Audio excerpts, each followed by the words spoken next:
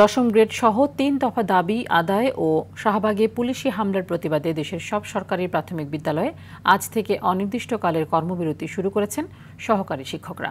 ফলে সারা দেশের প্রায় ৬৫,০০০-এর বেশি বিদ্যালয়ে পাঠদান কার্যক্রম বন্ধ হয়ে গেছে। একই সঙ্গে কেন্দ্রীয় শহীদ মিনারে অবস্থান কর্মসূচি অব্যাহত রেখেছেন তারা। এ সময় তারা স্বরাষ্ট্র ও শিক্ষা উপদেষ্টার পদত্যাগের দাবি জানান। দীপ্ত চন্দ্র পালের রিপোর্ট। দশম গ্রেড সহ ৩ দফা দাবি আদায় ও শাহবাগে পুলিশি হামলার প্রতিবাদে রোববার থেকে দেশের সব প্রাথমিক বিদ্যালয়ে পূর্ণ দিবস কর্মবিরতি পালন শুরু করেছে সহকারী শিক্ষকরা। ফলে বিদ্যালয়ে পাঠদান কার্যক্রম বন্ধ রয়েছে। শিক্ষকরা একই সঙ্গে কেন্দ্রীয় শহীদ মিনারে অবস্থান কর্মসূচি পালন করছেন। এ সময় তারা জানান, দাবি আদায় না হওয়া পর্যন্ত শিক্ষা কেন্দ্রে ফিরে যাবে না কেউ। আগামীর যে বার্ষিক পরীক্ষা, সেই বার্ষিক পরীক্ষা বর্জন করতে আমরা বাধ্য হব।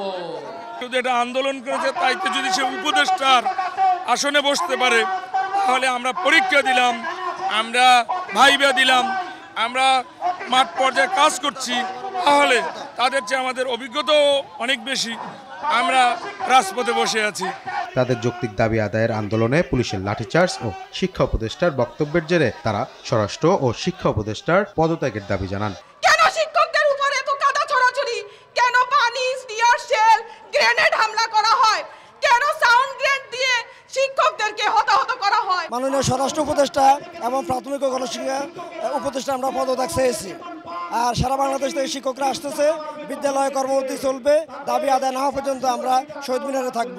যতদিন রাজপথে থাকবে তাদের ছাত্ররা তাদের সাথে সংহতি প্রকাশ করবে। আমরা যেমন সংহতি প্রকাশ করতে এসেছি, তারাও করবে।